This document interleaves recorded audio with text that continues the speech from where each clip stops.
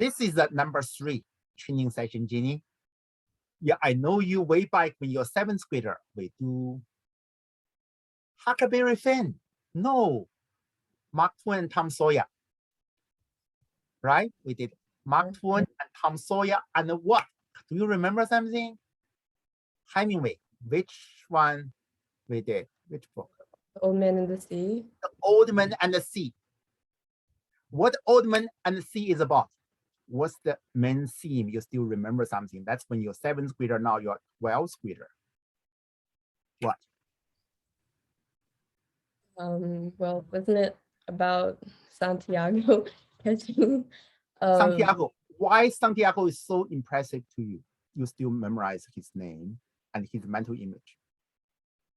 He's like an old man, but then he kept like hanging on to the marlin for like days and days, and then it was like at the end he caught it, but then on the way back the sharks ate it, which was really sad. It's very sad, but he kept what? His dignity. Yeah. It's not winning or losing that counts. Eventually, nobody care about whether to eat that fish or make $25, right? US dollar, or $2,000 or $500,000. Eventually, when we die, nothing will go with us. But it's in the style. This old man have a style, right? I don't fear you. I don't show defense. I'm a person that's equal to you in whatever way. Make sense? So you treat the interviewer, Harvard alumni, as equal. Make sense? Way back when he was interviewed Harvard, he was scared. But he don't show it. He carry his dignity. And now he is going to interview you tomorrow. And we did 2 sessions. We worked on classic together. We did Romeo and Juliet, if you remember right, To Kill Mockingbird, right? And we did forensics computation. I train you a little bit on Model UN, and you are brilliant. And I told you that the process of you overcome your shortcomings, weakness. Everybody is weak inside. Makes sense? That's the secret. I was introverted person. Can you trust me? Don't. I overcame it. Now I cannot stop talking. Make sense? In high school, there's 1 year I don't want to talk one word. Yeah, people think I'm weird. I'm still weird, but I talk too much. Right? Oh, I overcame because of the necessity. Right? You overcame your shyness through a lot of effort, Model UN, and the leadership.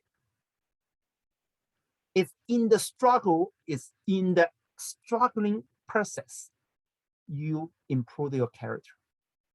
And that will carry you very far. Make sense? Eventually, it's you want to do something, you really desperately want to do something, you have this vision, you want to achieve it, your obstacle will be here. Make sense? And this Harvard interview is only a very small one. It's peanuts, not a big deal. Okay, so just like the old man is fighting with the whale. Okay, not the whale, the shark, but no, fighting with the shark, right? You need, yeah, the marlin, but you have to overcome the sharks. The shark is your own fear, right? You have more than enough to offer Harvard and to impress the alumni. As long as you allow the word come to you and trust it. Make sense? That's all the advice I can give you. All of them. But did we finish the session? No, not so easy, right? We just practice for the fun of it. We practice for the fun of it. In 10 years, I'm going to send a video to you and you look at yourself and your answer, you will have a lot of more reflection. and you will be glad you go through this, right? So let's randomly choose anyone. You answer anyone. I choose one. How about I choose one? You choose one. We did this. Tell me about yourself. This is hard, but yesterday your answer is wonderfully, right? So the hard question is that, what are your strengths? Answer that question and answer the even harder one. What are your weaknesses? Go ahead, Jim.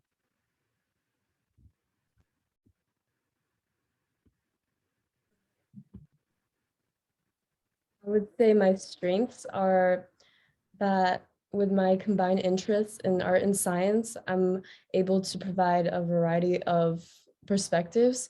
Through art, I can I've developed like my creative sense and thinking outside of the box, like with experimenting with like new materials and how that can help convey the message that I want to tell my audience. So in art, I think that helps me experiment a lot more and become more comfortable stepping outside of my boundaries.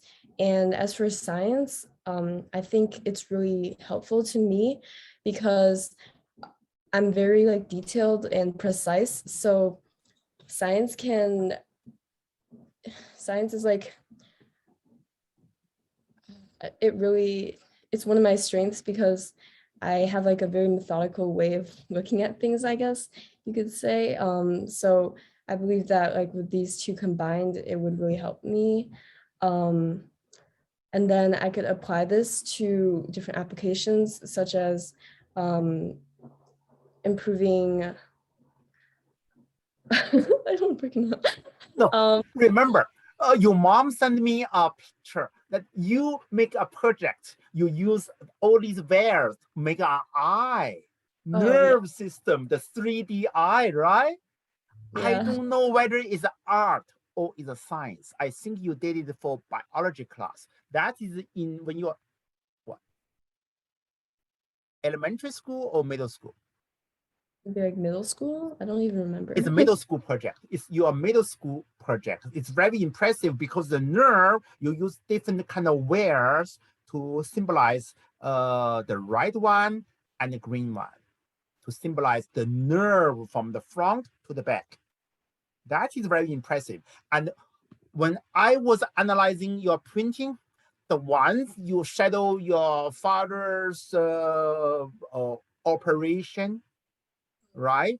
And you draw all the process of being a surgeon, but you're using art to arrange that. You talk about that. I mentioned that to you last time. Just make sure you use it as example. For example, I'm shadowing a medical doctor's process. That's in one of my projects. Make sense, Jenny? Show and not tell. Yeah. Visualize your stories, especially the story I went through your artwork. Always go back to your artwork, and that art, I told you, you combine art, visual art, with the detailed scientific procedure. I think your dad is very good at scientific procedure and a very concise eye, but I don't trust his artistic taste, right? The way he dressed are even worse than mine, right? Yeah, I'm pretty bad on that, but he don't care because he rely on his brain and his analytical skill, right? He's so concise, and you are so concise, but you have one more thing to offer for Harvard and even the medical community. You can still be an eye doctor. Make sense, Jenny? You can tell them, I still haven't made a decision in my future career, whether become an eye doctor or an artist. Maybe I can combine the two. Make sense? You can show you that picture. The surgery procedure that is so impressive to me. So never self-doubt yourself. Don't dare you ever. Okay. So visualize your story. Okay. Visualize your story. No, the hardest one, weakness. We talked about this last time, right? Yes, last time. But overcoming is in the overcoming your weakness. That really counts. Okay, let's do another one.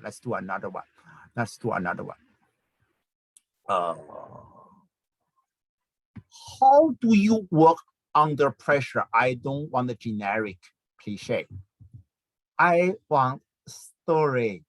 For example, yesterday, when you're under pressure to prepare the interview, well, you are performing as a concert master, right?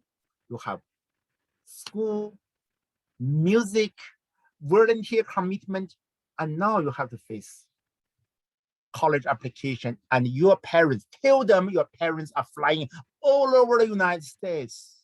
Nobody cook for you. Go. Self-reliance. Your self-reliance. Go ahead. How do you work under pressure? I would say that I work pretty well under pressure because with the so many activities I do, I've learned over time how to like balance them all, and also with my parents being gone so often. How do I say that? Like I don't want to make them. I don't want to make it sound like I don't like my parents. Just tell them the truth. Okay. Just tell them the truth. I know you are your dad. I cannot say he's a workaholic, but he is, right? And most of the time he's not at home. When he's at home, he's so tired. He barely have the strength to talk to you. That's a true story, right? Tell them the truth. Look them in the eye. Hey, your eye should look at them. They will trust you. Never look sideways or thinking to yourself. Like right now, you're doing great.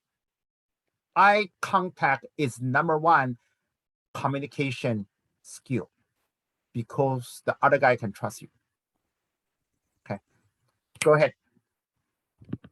Finish the story.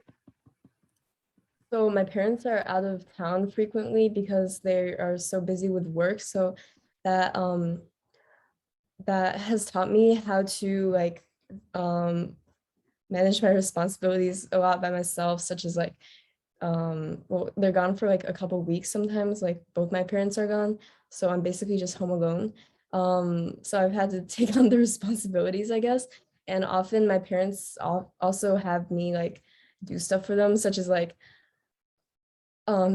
mailing out their like random letters or something. And hey, I don't know, work as a slave labor for your mom on the rental houses. You I can can talk about that. underpaid person. Give them some humor. Go ahead. Oh, okay. So should I talk about rental houses or no? Yeah, you can talk about your responsibility, and you are running a business. Oh yeah.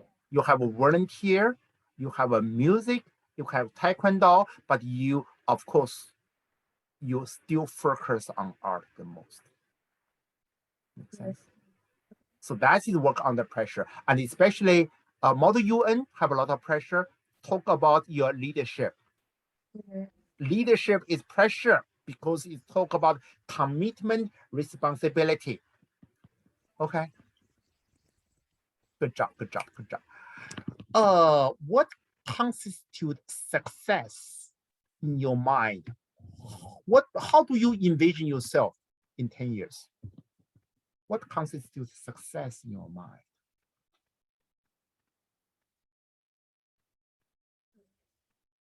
So I believe that everybody has their own like visions of success. For example, like my dad, he is always working for more, and he's like he never stops and like enjoys things almost, and he's always like reaching for more. But then like sort of different from my dad would be my brother, because I feel like he's learned to like enjoy the things and take things like take life in the present, I guess. So I know everyone has their own perspectives of success, but I think my my ideal vision of succeeding would just be doing something I really enjoy. So in that case, in my Enjoy case, the creative process. oh, okay, I sorry. can lose myself in the creative process. Draw my printing with different material, a new theme, and do hours and hours research. Stop being a tedious job. It was pure pleasure, right? I would keep on pursue the work I love. Whether I become an eye doctor, I will still pursue art, but I prefer right now to pursue art at all expenses. That's what I can think about. Okay. So that is very, very good. Oh, are you a team player or do you prefer to work on your own? Tell me about your leadership experience. Do you feel frustrated when your team leader don't listen to you? How do you resolve conflicts in a group setting?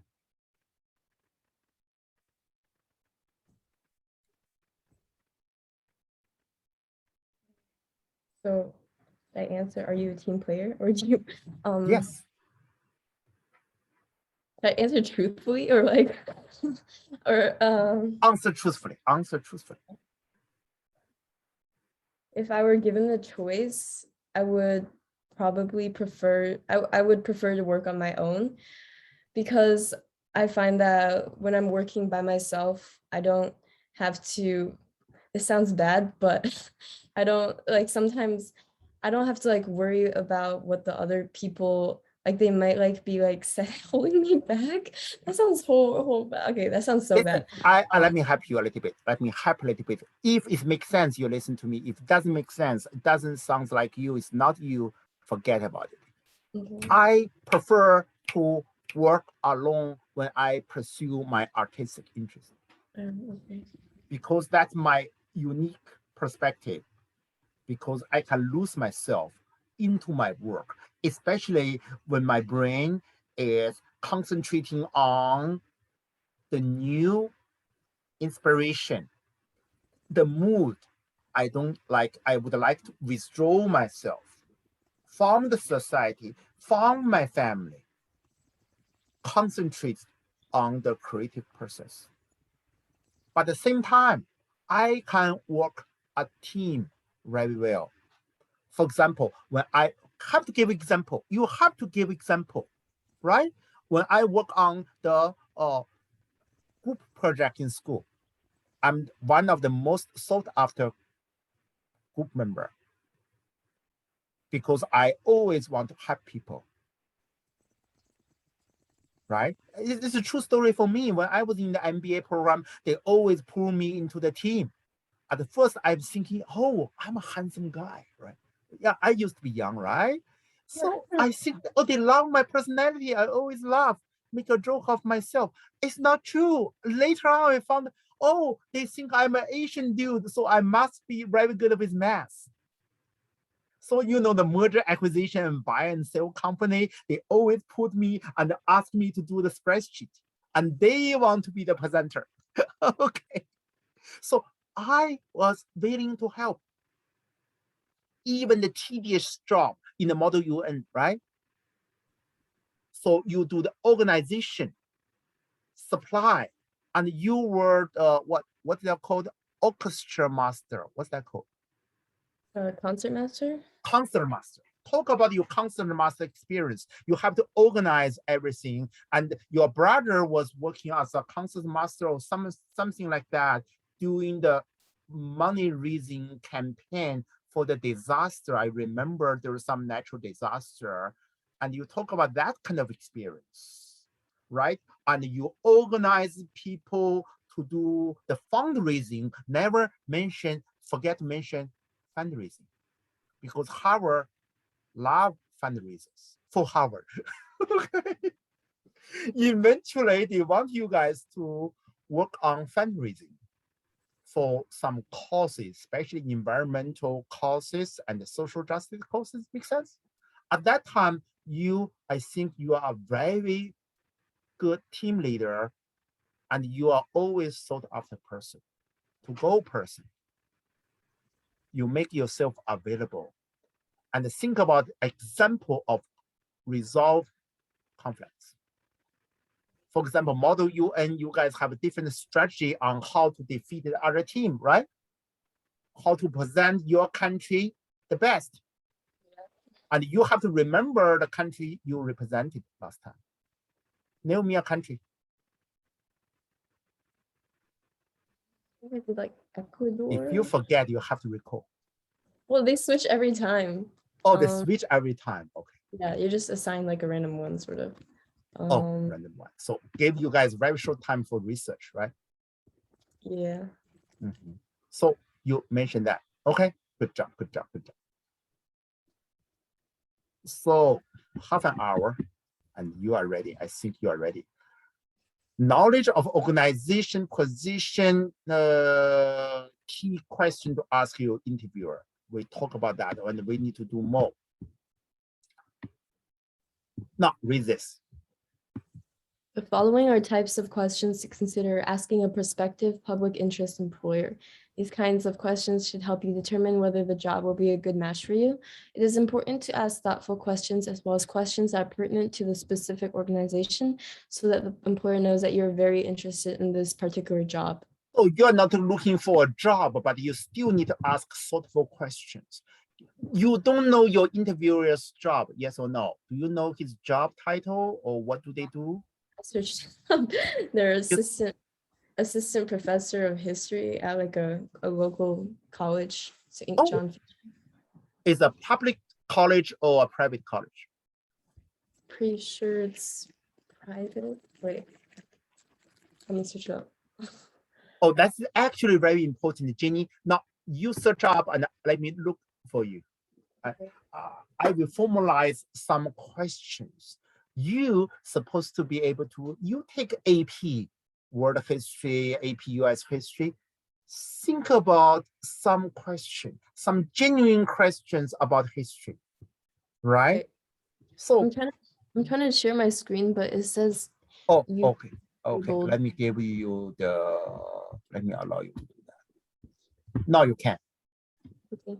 Yeah, this one is actually very important. If you have a picture, let me give him a character analysis. Picture. Yeah. You John. Do you have this professor's assistant professor's picture? I already looked him up. Yeah, look him up. Dude, on the right? Which one?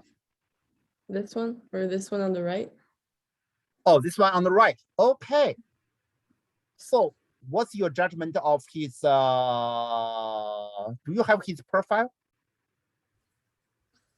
Search his profile. It's actually very important. It's actually very important. And there's some landmine you don't want to touch. Oh, PhD, Harvard professor, and Yale College. You are so lucky, Jenny. You are so lucky because you visited Yale and you visited Harvard. And you ask him, sir, or Mr. Griffin, which one you like the most, Harvard or Yale, and why? What's so different about Harvard? And you get a guy who have a PhD in Harvard. He's a deep thinking guy. And his eye show his smartness. And he's very proud of being smart. Make sense? That kind of person. Now go back to his profile. Go to his profile. There's not really a profile. Not many description. Did that mention what kind of history he's teaching his class? I think I saw some. I already stalked him. Now read the most important part. Wait, I think bachelor degree in Yale. Is Europe since 1500, Germany since 1870, and the Holocaust. Good job. His academic teaching interests include European since 1700, Germany since, take some notes, what I'm going to say to you. So ask him, oh, sir, when I was in AP World History, I always wondering why Europe after 1500, basically in 16th century, it was in ascending. And the rest of the world, like Middle East, Islamic world, Asian world, African world, start to decline. In terms of cultural interaction, the process was very bloody. What can we learn from the process? Well, won't you know that I stalked him? Or like, Well, whenever you have this opportunity, oh, why are you interested in history so much?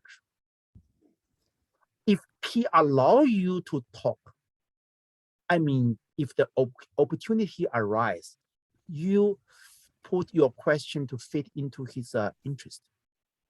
Oh, Rochester, New York, as press release, organized Cambridge Who's Who for demonstrate leadership. Wow, modern European history instruction. So he's also a leader. Listen, Ginny, he's a leader. He's an administrator. So write down the question. How do you resolve the conflict between your high demand in research, in teaching, and your administrative responsibility? Make sense? mm-hmm. You have to know his dissertation. His dissertation explores perceptions of Russia in German military leadership between 1870. Wow, that's very detailed. Why don't you, after this session, you send this one to me? Okay, this page. Okay, I'm going to research it and leave you some message about this period. His dissertation explores perception of Russia in Germany military leadership between 1870 and then, you know, in World War I, Germany and Russia were enemies, right? But for many years, many years, a lot of Russian military leadership, they were heavily influenced by Germany, especially Prussia military culture. So this is very interesting, right? And he will be flattered. He would at least enjoy this very much, that you actually genuinely interested in his academic area, right? At least you did your homework. And he was a Fulbright professor. People separate scholarship from a German academic exchange program. American Historical Association, German Study Association. Who's who in America? Ginny, Harvard pools are very well-established person to interview you. You should feel honored. Make sense? Is Harvard didn't choose a new graduate, right? Just graduate from college for 2 years. And this guy have a lot academic credential behind him. Make sense? I want you to print this page out after this session and put on the elevator, you know, somewhere, and understand everything. And if I were you, you send this one to me, I'm going to do some research about this guy, especially his dissertation. And I will leave message on your cell phone tomorrow morning, you know, around 10 o'clock. Okay, around 10 o'clock. So I will have a new perspective when I read part of the description of his dissertation, all this historical area. So this guy, apparently he knows German language very well, maybe even Russian language very well. He's a smart guy. So you are so lucky. Make sense? I prefer that you have somebody that interview you that is deep thinking. Congratulations, you print this one out and send this to me. Cool. I did. I emailed it to you. Yeah, and then you prepared leadership and ask him the question about his academic, his leadership, how he resolved the conflict, and write it down, the difference between Harvard and Yale.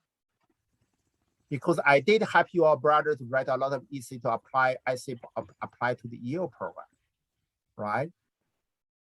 So now Harvard and Yale always in conflict, right? And this guy jumped from Yale to Harvard, right?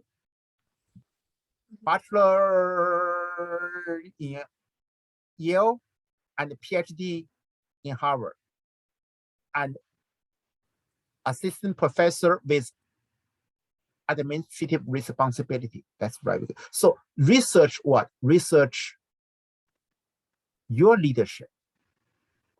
Feel free to expose you're vulnerable. So say things truthfully. You are only a high schooler. You have a lot of more room to grow. You are not perfect. You don't have to be perfect. He's not perfect. I'm not perfect. As long as you have ambition, you're a dedicated hard worker, and you are not narrow-minded, you are open-minded to resolve any difficulty. Okay. And you mention, listen, write it down. Mention, don't forget to mention social justice. The key. Makes sense? And research more about Asian hate crime. Cross-cultural communication. Keywords, write it down. Only tomorrow. For example, he must face a lot of difficulty. Think about the difference between American style of communication and the German style of communication. So you talk about one of interesting things in a multi-ethnic group in Rochester, and you have exposure to Houston, right? And Houston is very multicultural environment. You are comfortable, you want to learn from different communities. You go to the museum to learn about it. You go to community to look about it.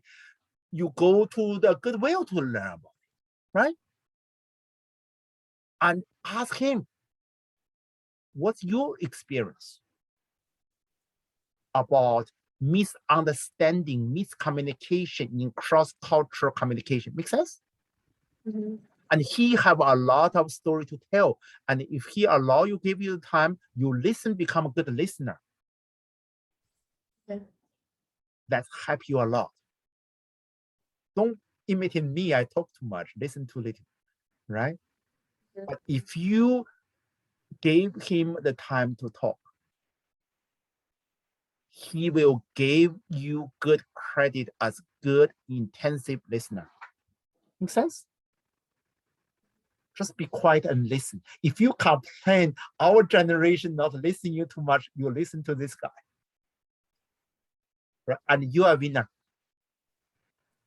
Okay, I think I'm done with you. And any other questions? Any other questions for the interview? Any suggestion you want from me?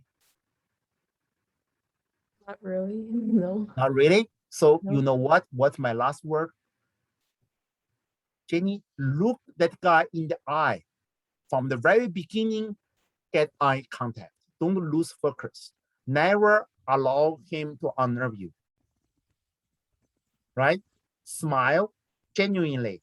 Eye contact genuinely. follow your gut feeling, not our rehearsal. Don't follow any rehearsal. Whenever you feel like to talk, don't even think about mistake. Don't dare you to think about it. There's no mistake. Make sense? There's no mistake. Just allow the word come out to you with good eye contact, and you will win. You know what? Deja vu, I already know this happened several years ago. Several years ago. I realized that today. So you are a winner. I will see you. Bye. Thank you so much. Bye. Bye-bye.